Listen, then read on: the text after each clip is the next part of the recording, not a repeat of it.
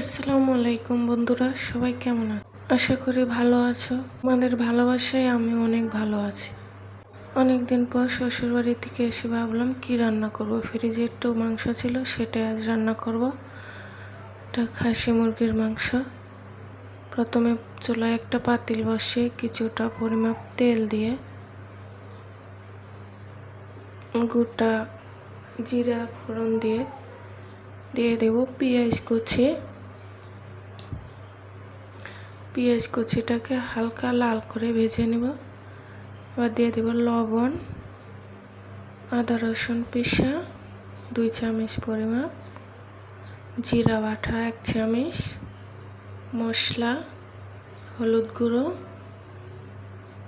1 চামচ, 1.5 চামচ পরিমাপ হলুদ গুঁড়ো, 2 চামচ পরিমাপ মরিচের গুঁড়ো দিয়ে দেব।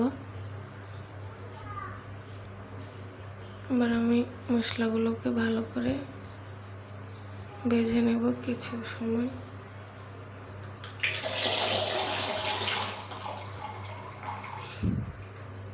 ভেজে নেওয়া হয়ে গেলে মাংসগুলো দিয়ে দেব। আমি মুরগির মাংসটা স্কিন সহকারে নিয়েছি। স্কিনগুলো খেতে খুব ভালো লাগে এই মুরগির।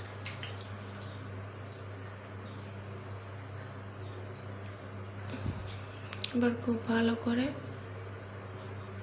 নেড়ে ছেড়ে দেব।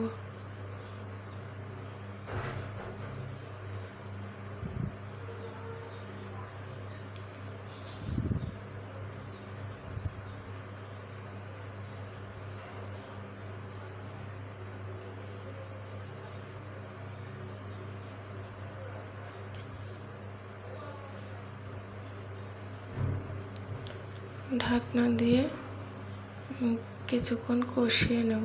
আমি এতে কোনো পানি অ্যাড করব না। দেখেন কত সুন্দর মাংসটা থেকে পানি বেরিয়েছে।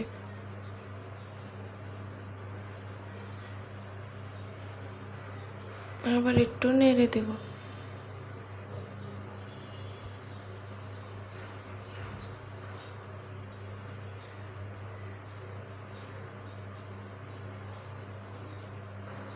চার পাঁচটা রসুন দিয়ে দেবো। রসুনটা দিলে কি রসুনটা খেতে খুব টেস্টি হয় ভাতের সাথে।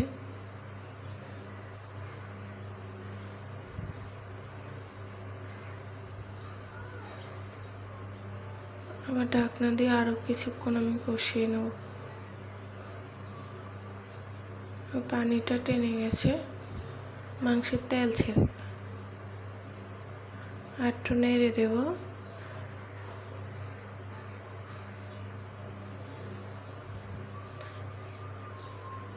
তেজপাতাটা পরে দিলে ঘ্রাণটা ভালো আসে। এবার আমি দিয়ে দেব 2টো আলু টুকরো করা। এবার একটু নেড়ে নেব।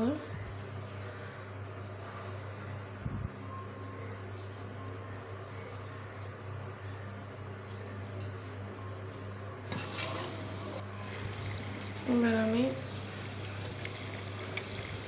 ফোটানো পানি দিয়ে দেবো। ফোটানো পানি দিলে তরকারির স্বাদটা ভালো আসে।